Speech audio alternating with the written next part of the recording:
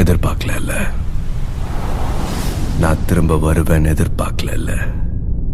அதுவும் இப்படி வருவேன் எதிர்பார்க்கல. Now it's my fucking game. எதிர்பார்க்கல. நான் மீண்டும் வருவேன் என்று எதிர்பார்க்கல. அதுவும் இப்படி வருவேன் என்று எதிர்பார்க்கல. வந்துட்டேன்டா.